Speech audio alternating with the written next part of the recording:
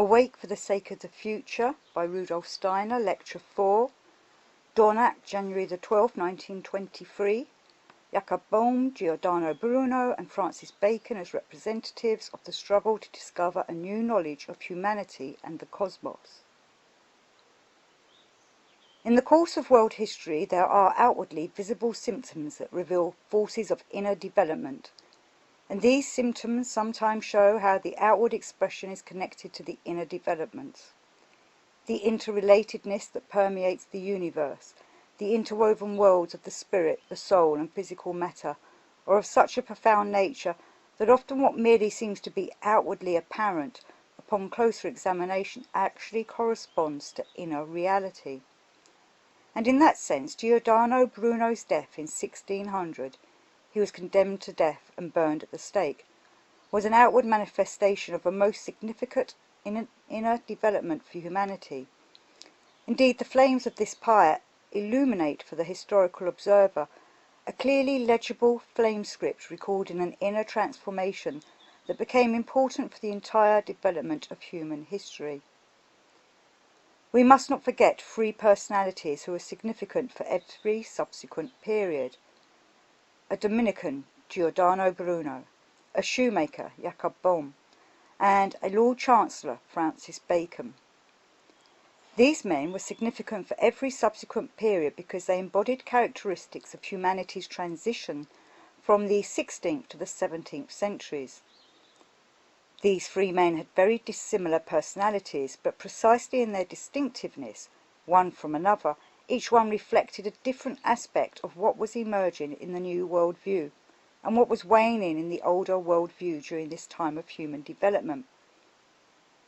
Jakob Boehme came from the humblest origins in his society, and yet, even as a boy, his finely attuned, soul-sensitive ear could hear much of the folk wisdom that during his lifetime still lived within the peoples of Middle Europe. This folk wisdom was more closely linked to what a person could feel inwardly than it was to learning the secrets that lay behind natural processes. The folk wisdom of that time, which was still audible to Jakob Boehme's soul-sensitive ear, had already reached a state in which its profound wisdom could no longer be clothed in language or expressed adequately in words. Aside from all of Boehme's greatness, we observe how Boehme chewed his words, tried to press and wrest out of them what he experienced through his feelings and had drawn into himself out of the wisdom still present in folk traditions. Next we consider Giordano Bruno, who was steeped in the teachings of the Dominican order. These teachings were based on an ancient wisdom that also brought forward insights in finely chiselled ideas about the relationship of the human being to the universe. These insights contained a certain strength and intensity of knowledge, but these qualities had faded under the influence of church tradition. We see in Giordano Bruno the longing and passion for knowledge that was characteristic of the transition from the 16th to the 17th centuries, and was forged within the soul with Faustian force. Giordano Bruno was entirely a child of his age, for in addition to his Dominican heritage, he was also a contemporary citizen of the world in the most refined sense possible, one who brought forth vivid, clear-cut, and yet carefully cultivated ideas. In all likelihood, no one embedded the character of his age more fully than Giordano Bruno. We can see that he wrapped the subtle ideas he encountered during his student years in the cloak of poetry. For Bruno, who wished to speak out of the fullness of universal consciousness, had to work within the narrow confines of the human souls of his day. He became a knowledge-imbued poet, a poetic scientist.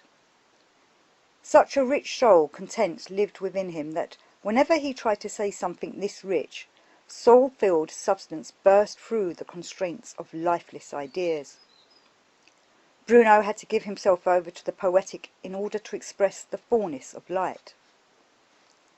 Now we can look at our third representative, Francis Bacon, Lord Verulam, a man who lost entirely the ground beneath his feet and was completely engulfed by the outer material life of his age. He was a statesman who served James I as the Lord Chancellor of England. A man of great intelligence, he was not rooted in any specific spiritual or intellectual tradition, and thus personify what the philosopher Fichte later derided as the banality of reason, the banality of rationalism. Francis Bacon did indeed introduce banality into philosophy. He had completely lost the ground of the spiritual under his feet. Since he was not rooted in any particular tradition, he regarded as real only what his outward senses showed him. He was not willing to assume anything spiritual on the basis of his sense experience. Bacon was the opposite of Jacob Boehme. Boehme wanted to extract out of an old spirituality what could, in fact, no longer be understood, the spark of the soul as well as the spark of the material. He wanted to find the secrets of the soul and matter in the old traditions, which he then struggled to clothe in words hardly adequate to the task. Francis Bacon found no such desire within himself. His soul existed as a tabula rasa, an empty slate, in contrast to the outwardly perceived sense world. Bacon used the banality of ordinary human reason, not the healthy form of reason, to meet the outer world of the senses. Out of this approach arose a knowledge based entirely on sense perception, a knowledge devoid of every aspect of the spiritual.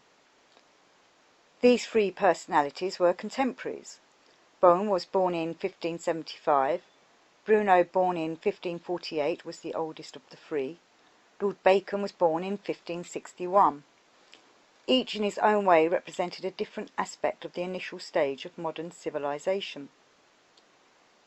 Today, when forces pressing downward are at their strongest, it is difficult to understand what was inwardly weaving and living within such souls as these. A great deal of what lived in these souls as real and genuine spiritual perspectives has now died out. At some point in the future, looking back to our time period, it will be possible to see our era as a culmination of materialism, which carries within it a corresponding moral counter-image of materialism. And this moral counter-image shows an increasing level of immorality, as well as indifference towards everything spiritual. I draw attention to this indifference because during the 3 lectures this weekend I wish to build towards a culmination on Sunday in which I shall speak about the opposition to the anthroposophical worldview. Therefore I am laying the foundation for this today and tomorrow through historical examples and observations. The indifference toward everything spiritual raises the question of why people in our era still find something remarkable in Goethe's Faust. It would be easier to understand if human beings in our time said that Faust belongs to an epoch that has already been superseded. Indeed, they could say that Goethe's Faust reveals little more than superstition. It often deals with magic and even features a pact with the devil. It is easy enough to say in our day that all of this is simply poetic embellishment.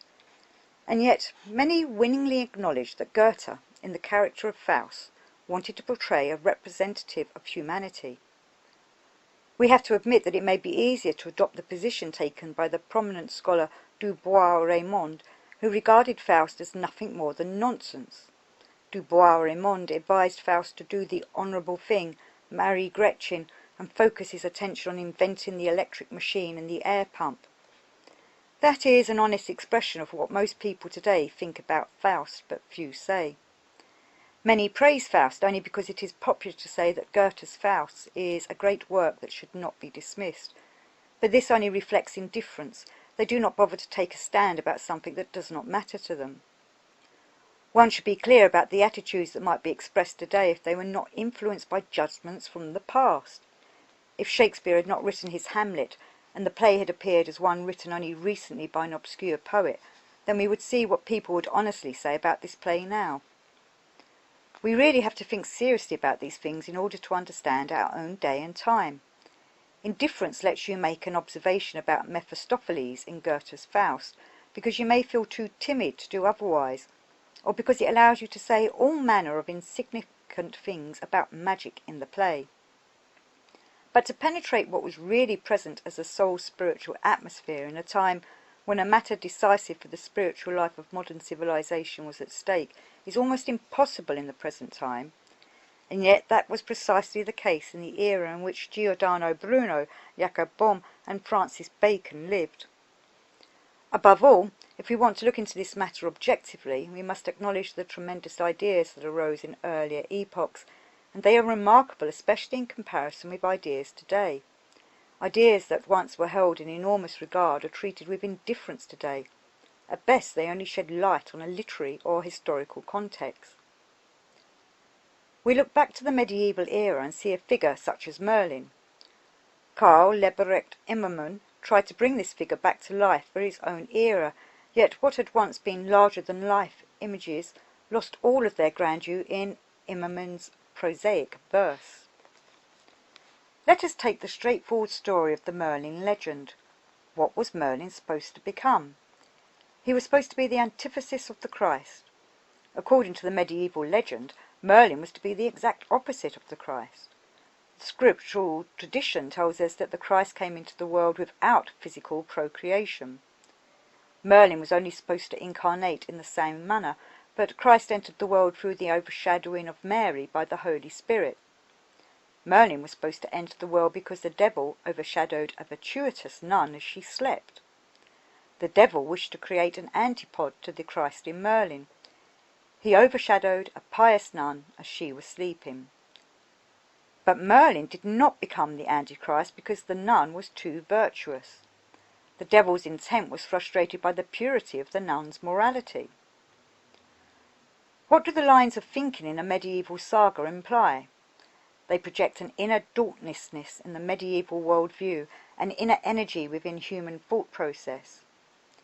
If we compare this with what is said in our time about the origin of evil in the world, with the exception of what may be said in anthroposophic circles, about the origin of corruption in the human being, we must admit that what has been taken hold of in recent times is trivial and narrow-minded. Finally, apart from inner philosophical rigour, with which the origin of evil is sometimes spoken about today, some of the things said about evil are trivial in comparison with the impact of the creation of Merlin, who is a misbegotten son of the devil, and therefore can never become evil enough. Remember that Merlin is one of the leaders of the Arthurian cycle. The legends use the figure of Merlin to illuminate a characteristic of an era, but the bards could not find anything on earth from this period of time that would capture adequately what they wished to portray. Therefore, the legend went beyond the earthly realm, soared above it into the suprasensory and the evil, and used a misbegotten son of the devil to explain something of an earthly nature. I am not saying that we have a need for a similar mythic element for our own era. I am not saying that in order to capture something of this magnitude, we would have to speak in a similar manner. Nor do we need to attribute the origin and source of Philistinism in the modern world to something earthly. For Philistinism has the peculiar characteristic that it fails to grasp its pernicious, even as it lacks an understanding of its usefulness. We find, for example, that controversy over the Lord's Supper or communion was already widespread during the High Middle Ages. I've already pointed out that people began to debate questions about the Lord's Supper only when they no longer knew what was contained within the sacrament. One begins to debate a matter only when one knows nothing about it. As long as we know something about a matter, we do not need to discuss it. For those who can look with even a little insight into a world secret, discussion is always a sign of knowing nothing. Thus, when people sit down and begin to discuss and argue about something, it is an indication, to a person who has insight, that no one knows anything. As long as reality exists, and it is possible to know something about that only when it is real, no one needs to have a discussion about it. I have never heard that when a rabbit is placed on the table at mealtime, there is a discussion as to whether or not it is a real rabbit, or where the rabbit may have originated, or whether the rabbit exists in time or eternity. Instead, people sitting around the table eat the rabbit. There may be debates over its ownership, but not over existential questions. But behind the historical controversies over the Lord's Supper or communion, there lies something very different that allows us to experience the enormity of ideas for human beings in an earlier era.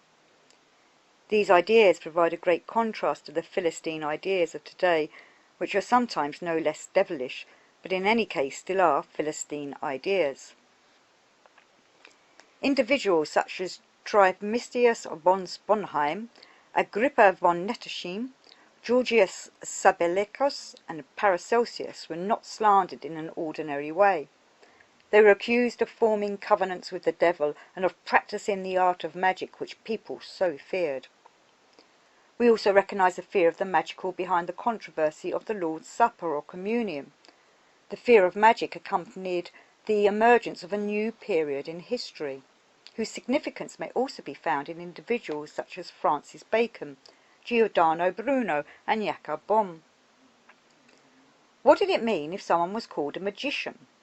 A magician was someone who could draw a kind of knowledge out of his inner being that supported the capacity to control nature and even other human beings. But the spirit of modern civilization moved toward the suppression of the inner knowledge that had formerly existed and had carried a remnant of ancient esoteric knowledge into the early modern period. Instead, the spirit of modern civilization allowed only the knowledge drawn from external nature to flourish, and put aside knowledge arising from the human being's inner being. In an earlier time, the human being stood in abject fear of anyone who handled things in a way they could not understand, that is, putting together machines and so forth. In the modern era, we know that if you can watch someone do something, you have an idea of how the knowledge entered another person's mind and can grasp it yourself. Today that process is a given, and no one is afraid of magic anymore. The fear no longer exists because the inner sources of knowledge have been pushed deeply into the human being. Today it seems immaterial whether one listens to someone who imparts knowledge that is truly a part of the speaker, or watches a person who operates machines in the laboratory. In either case, one thinks one can see how knowledge comes into another's individual's minds, and does not admit that the other person's mind can contain anything else.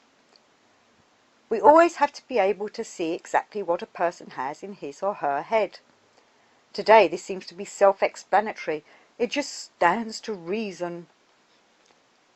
In the time of Francis Bacon, there were still human beings who possessed a wealth of inner activity, so it was worthwhile for Francis Bacon to launch a campaign opposing the abundance and worth of an inner life of the soul, and to point out the wealth of what could be gained from one's external surroundings. Here again we look back to the previous era in which people presumed that the human mind could be filled with content, and they wanted to know what that content was because they were convinced that what the mind contained could not be found in nature that surrounds the human being. And then Bacon came and explained that the presumption that the mind generated content from within was ridiculous. The human head is completely empty. Everything the mind contains has to be drawn into it from without, from nature itself. That was Francis Bacon's theory, but in the early Middle Ages the great fear prevailed that in human beings something of an independent knowledge could grow within the soul, and even that the spirit could grow within the human being. No wonder the understanding of the mystery of the Eucharist died out completely, for it presumed that a real transformation occurred within the human being, a transformation in which physical matter could become something entirely different. Thus we see that during the controversy over the Eucharist, something remarkable occurred. In the early periods of Christianity, the transformation of the bread and wine, transubstantiation, enabled certain ideas to be accepted as both possible and real. By the 16th century, the power of these ideas no longer existed. Therefore, human beings began to ask, what can the mystery of the Eucharist be? And henceforth, the ceremony and its components were seen in a purely external manner.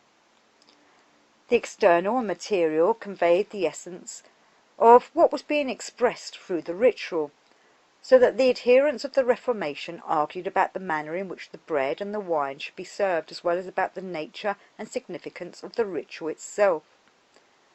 The spirit was driven out of the ceremonies. That was the first phase of the era of materialism. Materialism in modern civilization surfaced initially in the debate over Christian sacraments. Materialism first burst forth in this religious context, and during this time, the period in which Bruno, Boehme and Bacon lived, the seed for a new spirituality should have been planted. But this modern era showed humanity only spiritless matter in the laws of nature. As a result, human beings had to search for the spirit by means of their own capacities.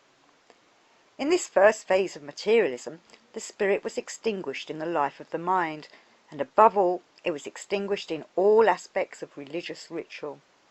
And then the dissolution of the spirit continued even further into all of the secular areas of life. Goethe was aware of this, and created in his Faust an echo of what still lived in the vigorous ideas that arose in the transition between the 16th and 17th centuries. What did Goethe want to represent in the character of Faust? The form is poetic, but above all he wanted to bring to light the universally human.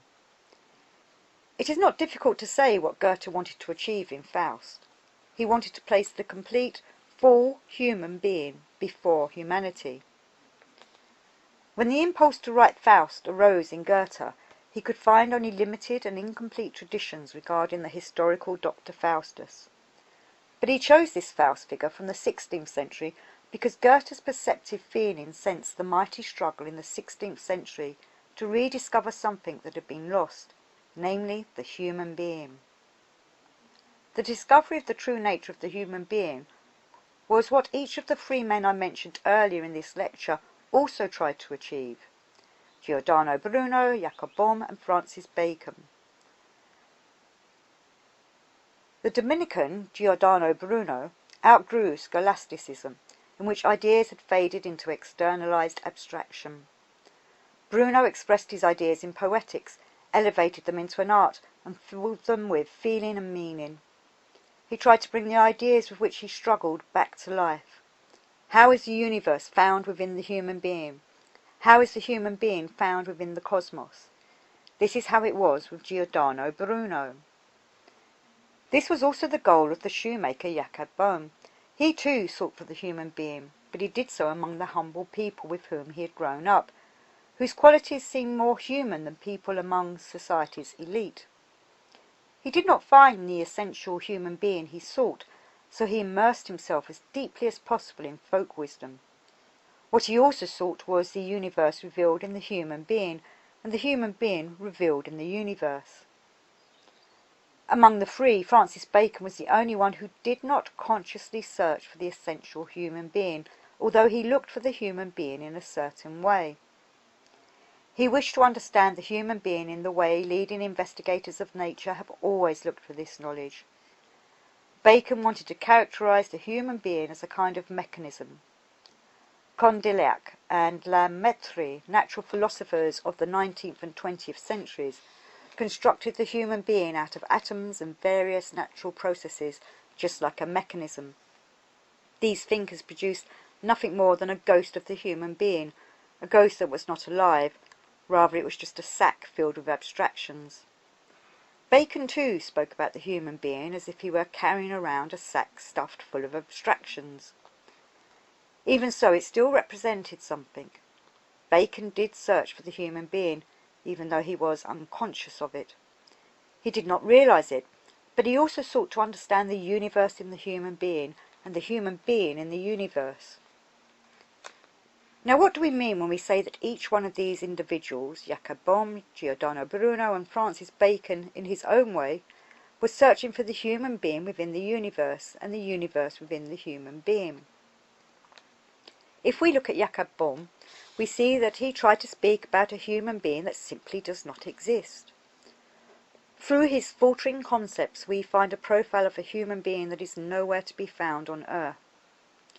Nevertheless, this apparently non-existent human being had an inner capacity, an inner power of existence. When we try to take Jacob Boehme's human being into account, we have to say to ourselves that Jacob Boehme speaks about the three elements of life within the human being: salt, sulphur and mercury. And yet this is not the human being we see before us in the modern era. But what Jacob Boehme forms and shapes is a being. You cannot say he puts it together piece by piece, but rather that he forms and shapes this being. In a spiritually scientific manner, you ask what relationship the human being has with respect to the being portrayed by Jacob Boehme. And then we realize that this being is the human being in its pre-earthly existence. When we consider it from a spiritual scientific point of view, we discover remarkable correspondences between the pre-earthly existence of the human being and the being Jacob Boehme tried so haltingly to describe. On the earth, a human being in its pre-earthly form as it was described by Jacob Boehme cannot exist. But in its pre-earthly state of being, this being did have a plausible existence. Nevertheless, Boehme's description does not entirely agree with the actual pre-earthly human being. When we enter fully into Boehme's description of the human being, then on the basis of anthroposophic knowledge, we sense that Jacob Boehme is portraying the pre-earthly existence of the human being. That is indeed so, but Boehme described the pre-earthly existence in such a way that it remains a theory, not externally, but inwardly a theory. It is the pre-earthly human being that cannot become fully human and perishes spiritually before the pre-earthly human being can be born on earth. This form of the human being cannot come into earth existence. What Jacob Boehme betrayed of the pre-earthly human being shows that he wanted to reach a memory of what a person once could have experienced, but no matter how hard he tried, he failed to draw the memory into conscious awareness. For Jacob Boehme, the capacity to conjure up again the pre-earthly human being had been lost. In earlier ages, the human being could know pre-earthly existence. Boehme had found this kind of wisdom in folk traditions, but he was unable to produce anything more than a stillborn soul image of the pre-earthly human being. He no longer had the capacity to portray the human being as a living reality in pre-earthly existence. Let us now turn our attention to Giordano Bruno, who was not only a child of his time, but a person for whom only the present mattered. You had the feeling with Giordano Bruno that the present was everything, the grand present, the present that encompasses the cosmic all in space. With Bruno, there was nothing of the past and nothing of the future. He experienced the cosmos entirely in the present. He represented the cosmic all as something present, and wanted to portray the human being as well within the context of the present through his halting poetic words. Bruno could not accomplish this any more than Jacob Boehme could attain his goal of characterizing the pre-earthly human being. But the seeds are present in Bruno to place the human being of the present, that is, the human being between birth and death, in an accurate way, so that the human being can be correctly understood. Thus we see the limitations of human capacities and persistence in mastering a true knowledge of the whole human being. And the knowledge and understanding of the human being must be one, because only from this knowledge may our understanding of the pre-existent and post-existent human being spring forth. We know very little of the post-existent human being. This form of the human being was entirely closed and invisible to Francis Bacon. During sleep, the eye and the astral body are outside of the physical and etheric bodies, which continue to live in the same world that we see with our eyes and perceive with the entire apparatus of the senses. During sleep, our soul spiritual kernel takes into itself what is needed for the future and what will unfold after we go through the gate of death. What is taken from this life and is carried over from the present into the future is vowed to ordinary consciousness.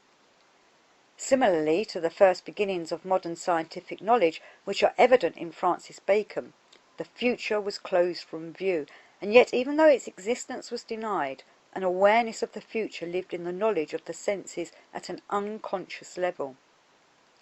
Indeed, by means of a knowledge gained through sense perception, we must recreate knowledge of post-existence, that is, an understanding of our existence after death. Bacon could not accomplish that, for he had no spiritual capacity to do so. He portrayed the human being as if it were a sack of ideas stuffed full of abstractions. It is the most imperfect and lamentable result that emerged in the transition to the modern era, that the human being had to strive to reach the spiritual out of the knowledge of nature. Indeed, the knowledge of the spirit had to be wrenched from the knowledge of nature. That is what occurred in the life of Francis Bacon. We see that Jacob Boehme was trying, however imperfectly, to reach a picture of the pre-earthly human being. In Giordano Bruno we find a grand and yet equally incomplete picture of the earthly human being in the present, in the time between birth and death, drawn out of the world all. With Bacon we have an unconscious attempt to see what should some day come to life, but instead produces only a completely dead product. The human being, as portrayed by Bacon, cannot live on earth. His form of the human being is a ghost on the earth. However, when the role of the soul spiritual in sleep and in human existence between death and rebirth is rightly understood and comes to fruition, then humanity will become aware of its own post-earthly existence. When we look at these three spirits, a truly remarkable trefoil presents itself at the turn of the 16th and 17th centuries. They come from diverse origins. Jacob Boehme was a man of the common people. Giordano Bruno was steeped in the spiritual schooling of the Dominican order, and Francis Bacon outwardly attained the highest social station, but inwardly had completely lost the foundation under his feet. When we take into account the social circumstances of each one, and how each in a different way come to his own perspectives, then we discover what remarkable destinies were fulfilled in their lives. We see the man of the common people, Jacob Boehme, fighting his entire life for what still lived within the folk traditions, but these remnants lived in an inarticulate form and even provoked persecution. The struggle also existed within the common people, but in a latent form. Jacob Boehme himself never left the spheres of folk tradition. Francis Bacon was a remarkable intellect and an advocate of the modern world view. Morally, he lost his way. Bacon was representative of the risks of modernity, at least insofar as this kind of science may open the way to moral waywardness. And between the two is Giordano Bruno, who pointed not to something from the past, nor to something out of the future, but wanted to seize within the immediate present the kernel that would grow into the spiritual perspective of the future. In Bruno, this still appeared in embryonic form, but those who were tied to the old traditions were determined to suppress this seed in its moment of birth. And so we see how the flame empire in Rome was a remarkable historical monument. Bruno himself declared that his execution would be significant in the future. Quote, "You may kill me, but my ideas over centuries cannot be extinguished. Ideas will live on." End quote. So here the outer symptoms of historical development actually reveal the inner development of humanity in a profound way. And if we really understand the context of the old, then we also understand that the flames consuming Giordano Bruno bore witness to the new impulse, which of necessity had to arise out of the old. I wanted to describe for you what actually, inwardly, took place in this event, what those flames were meant to destroy. Now, in our day, a physical memorial in honour of Giordano Bruno has been erected where the pyre was lit. We want to be sure that we understand what was extinguished in that event, and what should and must continue to live and continue to develop in a living way, albeit not in precisely the same form in which it once transpired.